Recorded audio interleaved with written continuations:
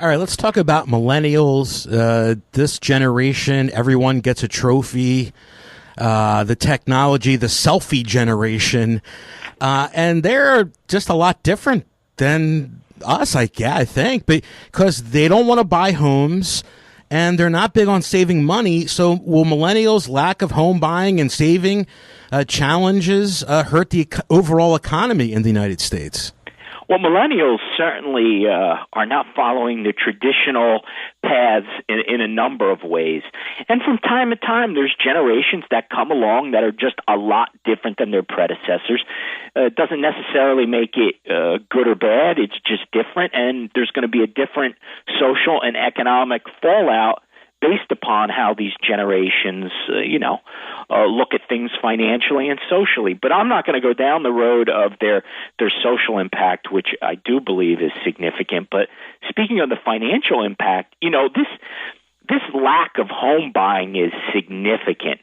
And the millennials are in that age bracket now where it's prime for home buying. You're talking about approximately 25 to 35. And home buying is really important economically. Why?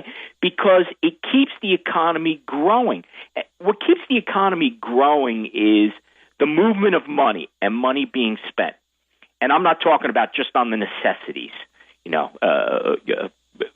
food and clothing. I'm talking about going above and beyond just having the basic means. And when a home is bought, people look to make it their own. So they're going to start buying things. They're going to start making improvements to their home. So that means they're going to be heading out to Lowe's or Home Depot and buying stuff and fixing things, and they're going to buy furniture, and they're going to paint, and they're going to do all these things. That means money is going to be moving that wouldn't have normally been moving in the normal course of business.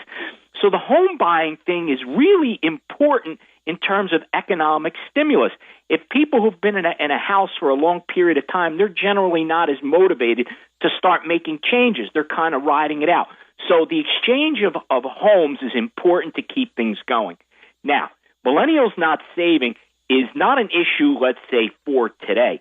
But this is going to have a huge impact down the road, King, because the government is not going to be able to support all these millennials when they hit 62, 65, 67, whatever, and all of a sudden they think that they're just going to be able to live off of Social Security, if it's even there, by the way.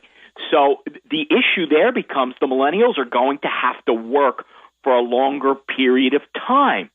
And as people work a longer period of time, there's less jobs available for people who are coming out of college and so on. So I think what's happening here is the millennials are in a situation where there's a lack of balance between their ability to save and home buying and, quite frankly, financial responsibility. And if that doesn't change, it's not just going to impact them. It is going to impact the entire American economy over time.